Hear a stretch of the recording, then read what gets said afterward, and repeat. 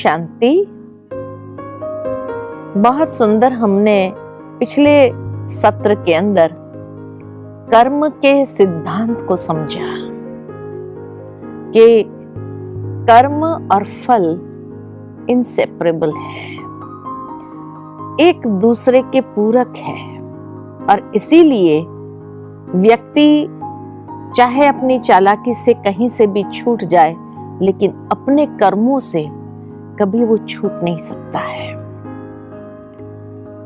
शास्त्रों के अंदर ये बात आती है कि मनुष्य जैसा कर्म करेगा वैसी योनि में उसको जाना पड़ेगा अपने फल को भोगने के लिए। पशु पक्षी कीड़े मकोड़े आदि कितनी योनियों में जाना पड़ता है। 84 लाख योनियों से गुजर करके लास्ट में उसको मनुष्य जीवन प्राप्त होता है। अब इस बात को अच्छी तरह से हम समझे कि मान लो कि एक व्यक्ति ने बुरा कर्म किया और उसके फल स्वरूप उसको अनेक योनियों से गुजरना पड़ा कर्म का फल भोगने के लिए, और 84 लाख योनियों से गुजरते हुए लास्ट में उसको मनुष्य जन्म मिलता है। इसलिए कहते हैं मनुष्य जन्म अति दुर्लभ है, ये बार बार नहीं मिलता है।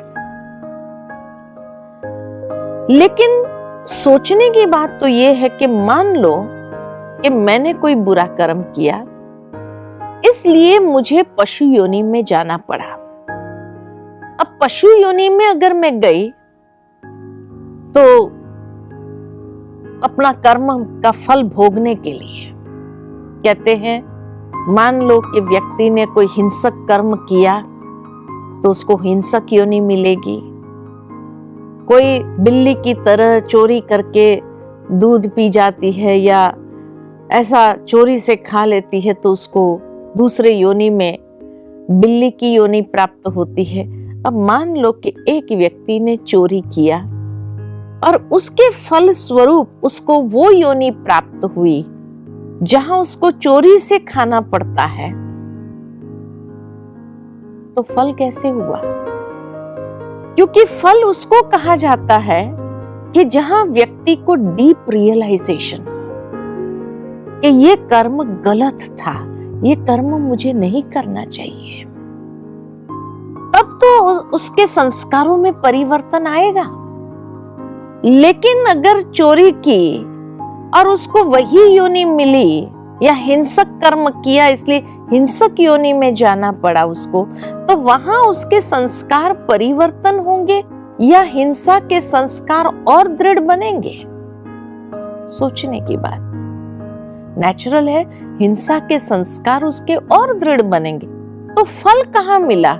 जहां रियलाइजेशन ही नहीं है, जहां हिंसा से ही उसके जीवन का गुजारा है, तो वहां कर्म का फल कहां मिला? अगर मान लो कि ये कहे कि भाई उसको ऐसी पक्षी की योनि मिलेगी कि जिसमें उसको उसका भय सताता रहेगा, हिंसक प्राणी का भय सताता रहेगा। अब सोचने की बात है कि मान लो कि कबूतर योनि में गया। अब कबूतर योनि में गया तो वहां तो उसको इतना भयभीत है। अब जिसके संस्कार हिंसा के हैं, भय नहीं है तभी तो हिंसा करता है, तो ये जन्म में भय वाले संस्कार कहां से आए? विपरीत है। तो न वैसी योनि उसको प्राप्त हो सकती है, न वैसी योनि प्राप्त हो सकती है। तो कर्म का फल कहां मिला?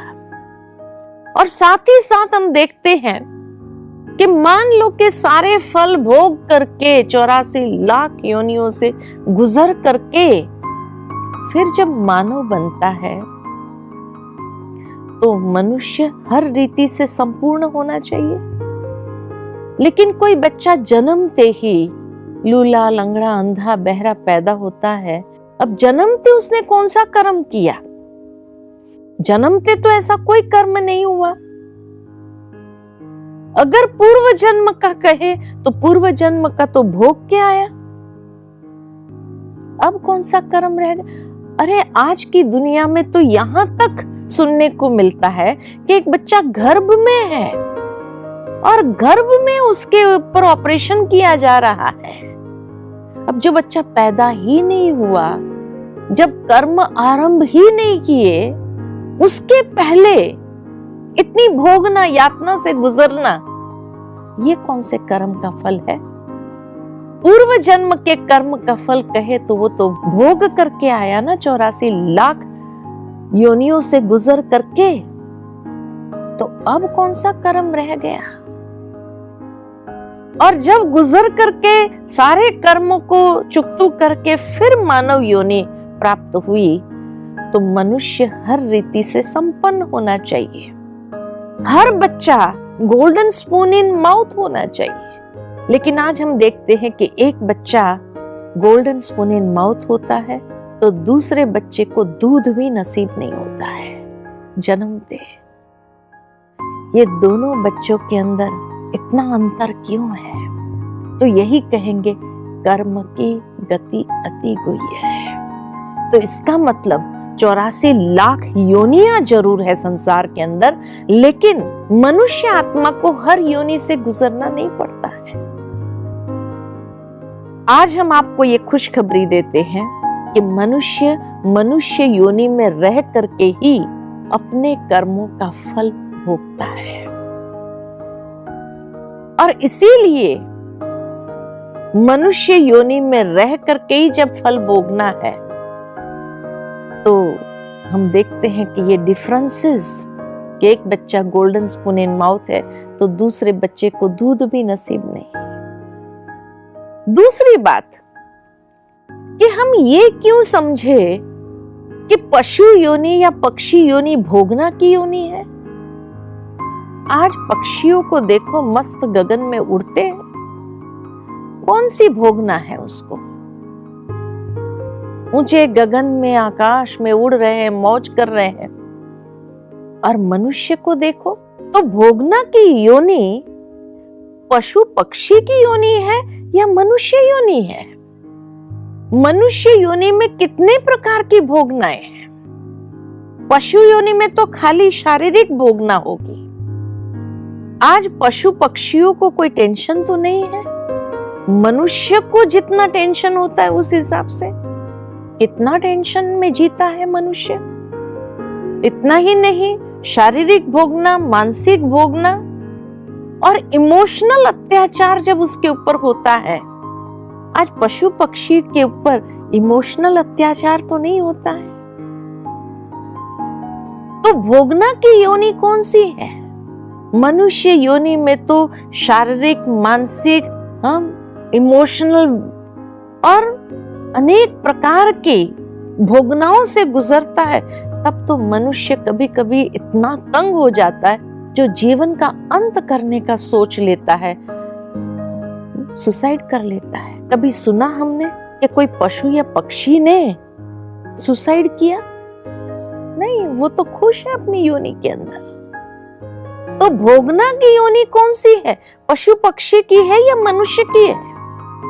मनुष्य योनि पशु पक्षी से भी कई गुना अधिक भोगना की योनि है। इसलिए आज के बाद हम ये मत समझे कि ये भोगना की योनि है। ये भोगना की योनि नहीं है, मनुष्य योनि भोगना की योनि है। तीसरी बात, तब कई बार कई लोग सोचते हैं कि क्या पशु पक्षी को कभी मनुष्य बनने का विचार नहीं आता हो? वो मनुष्य योनि में आना नहीं चाहता होगा? मैं एक ही बात आपसे पूछूं कि आज मान लो कि मनुष्य हर रीति से भोगना भोग रहा हो, शारीरिक, मानसिक, इमोशनल, हर रीति से भोगना भोग रहा हो, और उस वक्त भगवान अगर उसके सामने आकर के पूछे क्या दूसरा जन्म मैं तुझे कोई पशु पक्षी कीड़ा मकोड़ा बना दूं, तो मनुष्य बनना चाहेगा? इतनी भोगना के बावजूद भी मनुष्य शायद यही कहेगा, नहीं, मैं मनुष्य ही रहना चाहता हूं। ठीक इसी तरह हर आत्मा अपनी अपनी योनि में बहुत खुश है। आज पशु पक्षी अपनी योनि में बहुत खुश है, कीड़े मकोड़े अपनी योनि में बहुत खुश है। आप सोचेंगे बहन जी आपको कैसे पता? आज अनाज में जब कीड़े पड़ जाते हैं, उस अनाज को जब हम धूप में रखते हैं तो देखा जाता कि वो कीड़ा भी अपनी जान बचाने भागता है। क्यों? क्योंकि उसको अपनी योनि प्रिय है। पशु पक्षी को भी अपनी योनि प्रिय है, इसीलिए वो अपनी जान बचाने भागते हैं। मनुष्य को भी अपनी योनि प्रिय है। एक बहुत सुंदर कार्टून मैंने देखा था कि एक बार 3 बंदर आपस में बात कर रहे थे। तो पहला बंदर कहता है दूसरे बंदर से कि सुना है कि मनुष्य कहता है कि वो हमारी वंशज है। तो दूसरे बंदर ने कहा, क्या कहा? मनुष्य का प्रमोशन हो गया क्या? तो तीसरा बंदर कहता है, मैं तो उसको कभी अपने वंशज के रूप में स्वीकार न करूं। ये तो एक दूसरे के खून के प्यासे हैं। ये संस्कार हमारे नहीं है। इतना बड़ा कटाक्ष था मनुष्य की मनोवृत्ति के ऊपर कि आज मनुष्य इतना गिर चुका है कि पशु पक्षी भी हमें उस नजर से देखने लगे। जब पहला बंदर ने कहा कि सुना है मनुष्य हमें हमारी वंशज कहता है अपने आप को, तो दूसरे ने कहा क्या प्रमोशन हो गई? प्रमोशन माना क्या वो इतना अच्छा हो गया, सुधर गया? तीसरा बंदर जब कहता है कि मैं तो उसको कभी अपने वंशज के रूप में स्वीकार न करूं, ये तो एक दूसरे के खून के प्यासे हैं। आज मनुष्य मनुष्य का खून करने के लिए भी जरा भी हिचकता नहीं है। अरे परिवार का एक सदस्य दूसरे सदस्य को मारने के लिए हिचकता नहीं है। बंदर आपस में लड़ते हैं लेकिन एक दूसरे के खून के प्यासे नहीं है। मुझे याद आता है कि एक बार हम जा रहे थे माउंट आबू, रास्ते में बहुत बंदर आते हैं। तो बंदर आपस में उछल कूद कर रहे थे कि अचानक सामने से एक ट्रक आई, तो बंदर कूद रहे थे। तो एक बंदर का जजमेंट थोड़ा फेल हो गया और वो उसी समय वहां पर कूदा और ट्रक की टक्कर लगी और उछल करके जोर से गिरा, लगा कि मर गया। जैसे ही ट्रक गुजर गई, आप मानेंगे नहीं, सारे बंदर उछल उछल करके वहां पहुंच गए जहां वो गिरा और उसको साइड में कर दिया ताकि दूसरा कोई व्हीकल उसके ऊपर से न गुजर जाए। और सब उसके इंतजार में बैठे, उसको होश कब आए। हम देख रहे थे सारा दृश्य। और जैसे ही उस बंदर को होश आया, सब इतने खुश होकर के उछलने लगे। ये बंदर है। आज मनुष्य को अगर कोई टक्कर मार दे तो लोग खड़े भी नहीं होते हैं देखने के लिए या उसको कोई मदद करने के लिए, उसको हॉस्पिटल तक पहुंचाने के लिए। इतना अंतर है मनुष्य में और बंदरों में। इतना बड़ा कटाक्ष मनुष्य की मनोवृत्ति पर किया गया था। इसलिए कहा कि हर प्राणी अपने अपने योनि में बहुत खुश है। दूसरी बात कि कहा जाता है जैसा बीज वैसा फल। अगर एक आम का बीज डालो, नेचुरल है, उसमें से आम ही मिलेगा। आम का बीज डाल करके उसमें से चीकू तो नहीं मिलेगा। क्यों? क्योंकि बीज अलग है। धरनी वही है, आकाश वही है, वायु वही है, जल वही है, लेकिन एक बीज से दूसरा फल नहीं मिलता है। क्यों? क्योंकि हर बीज की कैरेक्टरिस्टिक्स और फीचर्स अपने अपने हैं। इसीलिए एक बीज से दूसरा फल नहीं मिल सकता है। टेस्ट आ सकता है कलम करके, लेकिन एक बीज से दूसरा फल नहीं मिल सकता है। ठीक इसी तरह ईश्वर ने भी मनुष्य आत्मा को एक बार मनुष्य योनि में रोपित कर दिया, तो फिर वो जानवर कैसे बनेगा? जिस आत्मा को जानवर योनि में रोपित कर दिया, वो मनुष्य कैसे बनेगा? क्योंकि दोनों आत्मा के कैरेक्टरिस्टिक्स और फीचर्स अपने अपने हैं। आज मनुष्य आत्मा के कैरेक्टरिस्टिक्स और फीचर्स क्या है? तो आत्मा में इतनी पोटेंशियल है जो 10 साल तक का सोच सकता है, प्लानिंग कर सकता है और सारा प्लानिंग करके वो चलता है। इतनी क्षमता है। उसके बच्चे के बच्चे क्या खाएंगे वो भी सोच लेता और इकट्ठा करना शुरू कर देता है। जानवर शाम को क्या खाएगा उसके लिए भी इकट्ठा नहीं करता है। हर योनि की विशेषता अपनी अपनी है। मनुष्य में एक्स्ट्रा समझ शक्ति है, एक्स्ट्रा सोचने की पावर है, इतनी पोटेंशियल है उस आत्मा के अंदर जो जानवरों में नहीं है लिमिटेड है, अंडरस्टैंडिंग लिमिटेड है। मनुष्य से एक्सेल हो जाए ऐसा नहीं है, लेकिन जानवर में जो विशेषता है वो मनुष्य में नहीं है। कहा जाता है कि कोई अगर प्राकृतिक आपदा आने वाली होती है, भूकंप आने वाला होता है, तो जानवरों को 24 घंटे से पहले मालूम पड़ जाता है।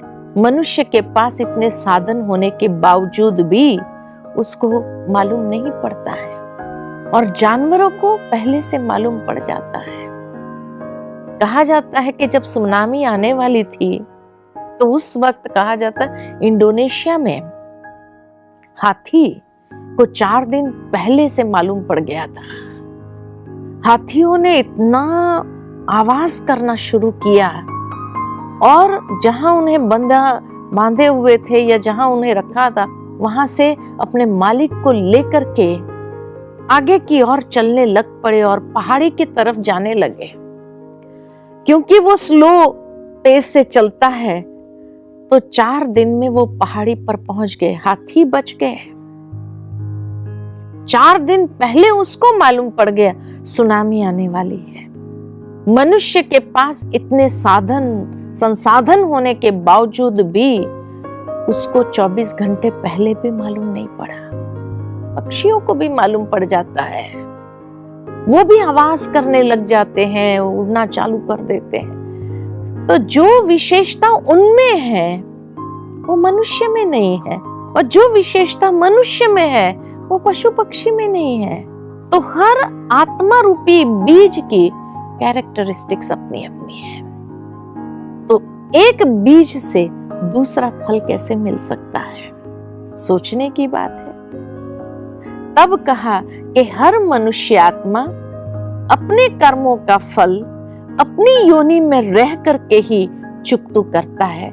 जानवर अपने कर्मों का फल अपनी योनि में रह करके चुकता करता है। आज एक कुत्ते को भी हम देखें, एक कुत्ता जो है मोटर गाड़ी बंगले में घूम रहा है, दूध और ब्रेड खा रहा है, और दूसरा कुत्ता डस्टबिन से किचड़ा उठा करके खा रहा है। वो अपनी योनि में रहकर अपने कर्मों का फल भोगता है। मनुष्य अपनी योनि में रह करके कर्मों का फल भोगता है। आज अगर सारी योनियों में घूम करके आए फिर तो कर्म सिद्धांत ही फेल हो जाए। इसीलिए मनुष्य अपनी योनि में बहुत खुश है और अपनी योनि में रह करके ही अपने कर्मों का फल भोगता है। कई बार कई लोगों को पूर्व जन्म याद आता है। देखा जाता है कि कई लोग जो बताते हैं पूर्व जन्म की बातें, छोटे छोटे बच्चे, और वहां जाकर रिसर्च किया जाता है तो वास्तविक होता है।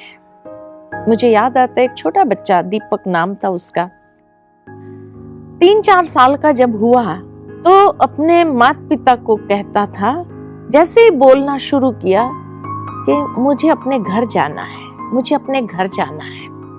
माता पिता बार बार उसको समझाए यही अपना घर है। वो कहे नहीं, मेरा घर अलग है, मुझे वहां जाना है। खैर माता पिता को तो मालूम नहीं था। एक दिन बच्चे को गाड़ी में घुमाने ले जा रहे थे और घूम करके जब वापस आ रहे थे तो एक मोड़ आया जहां से बच्चे ने कहा कि अब यहां से राइट ले लो। माता पिता ने कहा नहीं बेटा, हमारा घर तो इस तरफ है। कहा नहीं, मेरा घर इस तरफ है, इस तरफ ले लो। फिर राइट लेफ्ट आदि बताते हुए एक बहुत बड़े बंगले के पास पहुंचा। कहा ये मेरा घर है। बहुत खुश हो गया। कहा बेटा ये अपना घर नहीं है। उन्होंने सोचा पता नहीं किसका बंगला है और कहाँ ये ले आया। कहा नहीं मेरा घर है ना, चलो आप। वहां वॉचमैन खड़ा था, उसको कहा शारदा है घर में? तो कहा है। कहा दरवाजा खोलो। उसने दरवाजा खोला, अंदर लेके गया। वहां जाकर के बेल बजाई, वो बहन आई। बहन को देखते ही कहता है शारदा मुझे पहचाना नहीं? पता नहीं कौन है। फिर जाकर के वो अपनी कुर्सी पर जहां हमेशा बैठता था उसी कुर्सी पर उसी स्टाइल में जाकर के बैठा। तब वो बहन को महसूस हुआ रे ये तो कहीं वो आत्मा तो नहीं है। तो फिर उसने कहा कि घर में एक नौकर था जिसका नाम हरि था। तो उसने कहा कि हरि है घर में? तो कहा नहीं, वो तो मर गया। सेठ जी जाने के बाद वो भी मर गया तुरंत, 1 महीने के अंदर ही। तो कहा कोई बात नहीं, दूसरा कोई नौकर है घर में? तो कहा है। कहा बच्चे कहाँ गए? छोटा सा बच्चा 3 साल का पूछता है बच्चे कहाँ? कहा वो तो बिजनेस पर गए हुए हैं। तो बहन तो समझ गई कि ये वही आत्मा है, माना उसका पति जो पिछले जन्म, वही आत्मा है। फिर उसने कहा नौकर को बुलाओ, पीछे जाना है। घर के पीछे के साइड में गए और वहां एक बड़ा पेड़ था। उस नौकर को कहा यहाँ खुदाई करो। खुदाई किया और नीचे से एक पिटारा निकाला। बड़े आश्चर्य हो गया कि पिटारा और सारी बैंक की किताबें, पता नहीं क्या इंपॉर्टेंट डॉक्यूमेंट्स उसके अंदर थे। उसने उस बहन को दिया कि ये बच्चों को दे देना, और उसके बाद चला गया, भूल गया सब कुछ। माना उसके बाद तो उस समय कहा उसने, उस बच्चे ने कहा कि ये पेटी मैंने हरी नौकर के साथ मिल करके उसको ये पेड़ के पास अंदर गाड़ दिया था। क्यों? तो कहा मुझे पहले दिन ही मालूम पड़ गया था कि हमारे घर में रेड पड़ने वाली है, और इसलिए जब रेड पड़ने वाली है तो सारे डॉक्यूमेंट्स जितने भी हाथ में आए सूटकेस में भर करके उस पिटारे के अंदर डाल करके उसको वहां झाड़ के नीचे खड्डा खुदवा करके दफना, जो मैं और हरी 2 ही जानते थे और कोई नहीं जानता था। और इसलिए वो आत्मा जब गई, वो संस्कार लेकर के गई, माना वो अंतिम इच्छा यही थी उसकी मरने से पूर्व कि अब सब दबा का दबा रह जाएगा, किसी को कुछ नहीं।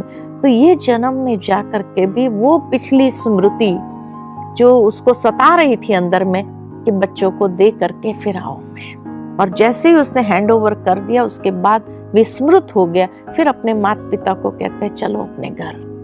बस वो लास्ट संकल्प उसका पूरा हो गया। ठीक इसी तरह कई बार पशु भी अपना पूर्व जन्म बताते हैं कि वो पशु ही थे पिछले जन्म में। कैसे? तो मुझे याद आता है कि एक बार एक न्यूज़पेपर में ये बात आई थी कि एक कपल अपने कुत्ते के साथ घूमने गए थे। जैसे ही आ रहे थे तो अचानक वो कुत्ता एकदम परेशान होकर के खूब भौंकने लगा। इन लोगों ने जैसे गाड़ी खड़ी किया तो उसने खिड़की से, वो कांच से खुला था, कूद करके सामने एक फार्म हाउस था उसमें दौड़ करके चला गया। ये लोग उसके पीछे पीछे गए कि पता नहीं उसको क्या स्मेल आई, क्या हुआ, क्यों गया वो। वहां जाने के बाद एक बूढ़ी माताजी थी जो घूम रही थी, तो उसको जैसे प्यार करने लगा। वो बूढ़ी माताजी को भी पता नहीं किसका कुत्ता है, क्यों इतना प्यार कर रहा है। जैसे ही वो वहां पहुंचा तो बूढ़ी माताजी ने कहा पता नहीं ये आपका कुत्ता है? कहा हाँ हमारा कुत्ता है, यहाँ दौड़ करके ले आया। वो बूढ़ी माताजी देखती रह गई। फिर अचानक वो कुत्ता पीछे की ओर गया, मचान पर कुछ ढूंढने लगा। तब ये बूढ़ी माता जी हंसने लगी। कहा, ये कितने साल का कुत्ता है? कहा, 3 साल का। कहा, 3 साल पहले मेरे पास एक कुतिया थी और ये जो ढूंढ रही है ना, उसने अपने बच्चे वहां रखे थे, बच्चों को ढूंढ रही है वो। कहा, फिर क्या हुआ? तो कहा, वो मचान पर रखा था, बर्फ के दिन थे, इतना बर्फ गिरी और उसके बच्चे सारे बर्फ में ढक गए थे। वो बर्फ निकाल रही थी बच्चों के ऊपर से, और जो है अचानक उसका पैर फिसला, नीचे गिरी। नीचे एक वो कुल्हाड़ी थी, उसके ऊपर गिर करके मर गई। ये अभी जो ढूंढ रही है ना, वो लास्ट उसकी एक्शन। तो एक कुत्ते ने भी अपना पूर्व जन्म बताया, तुम कुत्तिया ही थी। मनुष्य ने अपना पूर्व जन्म बताता है, मनुष्य है। तो किसी ने आज तक ये नहीं बताया कि जानवर योनि से मनुष्य बने, ये किसी ने नहीं बताया। कहने का भावार्थ, मनुष्य योनि में रह करके ही अपने कर्मों का फल भोगता है। ओम शांति।